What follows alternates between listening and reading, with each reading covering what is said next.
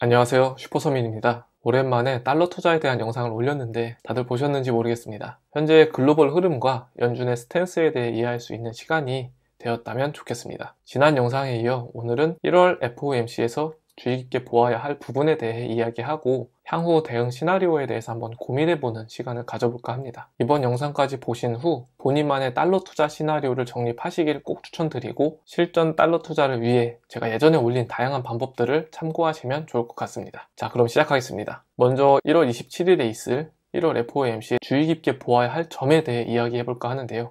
1월 FOMC는 미국 시간 기준으로 1월 27일에 진행될 예정이며 이 회의는 향후 연준의 긴축 스탠스의 큰 방향을 보여줄 아주 중요한 시점에 진행되는 회의이기 때문에 많은 전문가들도 유의 깊게 지켜보고 있죠. 저는 여기서 크게 세 가지 부분에 초점을 두고 해석해서 향후 대응 시나리오를 써 내려갈까 하는데요.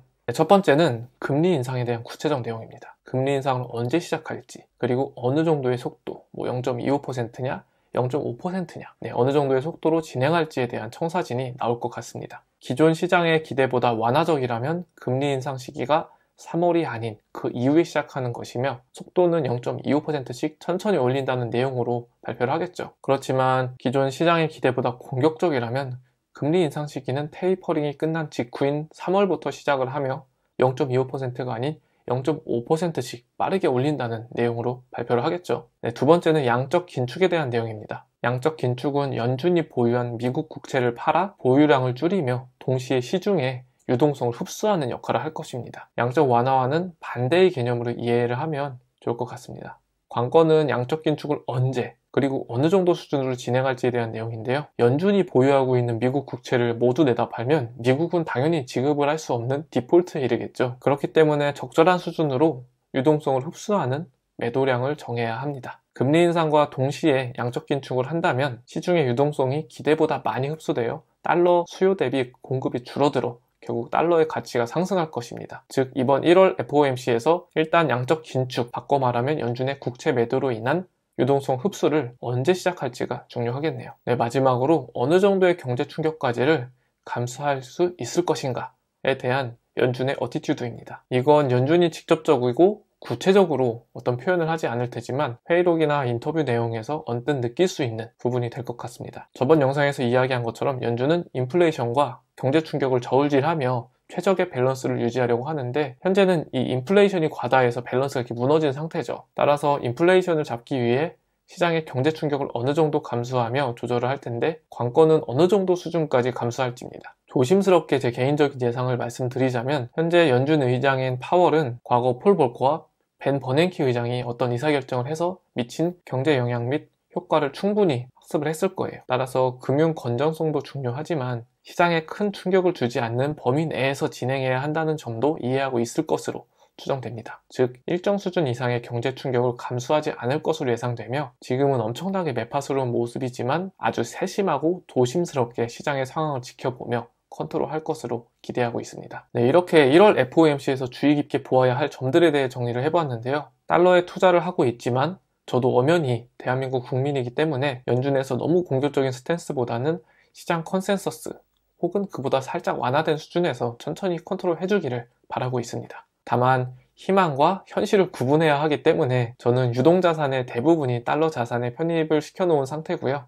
이렇게 리스크 헤징을 하고 있는 그런 상황입니다. 그렇다면 1월 FOMC 결과에 따라 우리는 어떻게 대응하는 것이 좋을까요? 경우의 수가 엄청나게 많겠지만 연준의 스탠스로 크게 두 가지 시나리오로 구분을 해보았습니다. 첫 번째 시나리오는 연준이 기대했던 것보다 더 공격적인 시나리오인데요. 1월 FOMC 회의 때 연준이 기대했던 것보다 금리 인상, 양적 긴축 등의 긴축 정책에 구체적이고 공격적인 태도로 나온다면 시장에 어느 정도 충격을 주며 달러 수요가 증가할 것으로 예상이 됩니다. 이 경우 달러 환율이 상승할 가능성이 높고 고점을 돌파해 다시 1200원을 탈환할 수도 있겠죠. 따라서 이 시나리오로 흘러갈 것이라고 판단한다면 27일 이전부터 달러를 분할 매수하는 것이 유효한 전략이 될 것 같습니다. 두 번째 시나리오는 연준이 기대했던 것보다 완화된 조심스러운 스탠스를 보이는 시나리오입니다. 1월 FOMC 회의 때 예상외로 비둘기스럽고 조심스러운 스탠스를 보인다면 어느 정도 최악의 우려심이 해소되어 시장은 활기를 띠고 올라갈 테고 단기적으로 달러 수요가 낮아질 수 있습니다. 특히 한국의 경우 최근 기준금리 상승 덕분에 환율이 약세 방향으로 갈 수도 있겠죠. 이건 물론 단기적인 전망입니다. 따라서 이 시나리오로 무게를 두고 있다면 1월 FOMC 회의를 보고 달러 투자 여부를 결정하는 것이 좋을 것 같습니다. 네, 정리하자면 1월 FOMC 회의에 주로 봐야 되는 점들이 몇 가지 있고, 이런 부분들을 정리했을 때 연준이 공격적으로 나갈 것 같다 싶으면 27일 FOMC 회의 이전에 달러를 매수하고, 완화적으로 나갈 것 같다 싶으면 회의 결과를 보고 투자 여부를 결정하는 것이 좋을 것 같습니다. 다만 유념해야 할 점은 미국의 인플레이션은 지금 과도한 상태이며 고용지수 등의 경제 수치가 탄탄하다고 판단을 하고 있기 때문에 앞으로 미국 금리 인상은 시기와 폭의 차이가 있을 뿐이지 기정사실화되어 왔다는 점입니다. 따라서 단기적 관점이 아닌 중장기적 관점으로 본격적인 달러 강세가 곧 시작될 것이라는 점인데요. 달러 투자 방법 중급자편에 주식 투자를 고려하는 것도 좋은 투자 방향이라고 생각하고 있어요. 또한 금리 인상과 양적 긴축, 이 두 가지로 인해서 전 세계의 돈, 즉 달러가 미국으로 빨려 들어가며 미국과 미국이 아닌 국가의 경제성장 디커플링이 나타날 확률이 매우 높다는 건데요. 미국도 독자적으로 본인 나라만 성장하면 연쇄작용으로 인해 글로벌 경제 위기가 올 수 있기 때문에 몇 개 나라는 도와주며 함께 갈 것으로 생각이 되는데, 여기에 우리나라가 포함된다면 우리나라가 선진국의 반열에 들어가는 것도 꿈만은 아닐 것 같습니다. 우리나라는 반도체, 자동차, 화학 등 향후 다가올 4차 산업에 잘 대응하고 있으며 미국에도 전략적으로 좋은 파트너가 될 수 있기 때문에 긍정적인 시선으로 볼 수도 있지만 지정학적인 리스크가 크다는 단점이 있죠. 중국과 북한, 그리고 일본이 이웃 국가로 있기에 경제적 영향도 크게 받을 수밖에 없습니다. 그렇기 때문에 차기 정권이 누가 되든 간 내실적으로 그리고 외교적으로 잘 풀어나가길 진심으로 희망하고 있습니다. 여러분, 요즘 전국적으로 날씨가 정말 추운데요. 3월, 4월이 되면 언제 그랬냐는 듯이 봄이 오고, 우리도 추웠던 과거는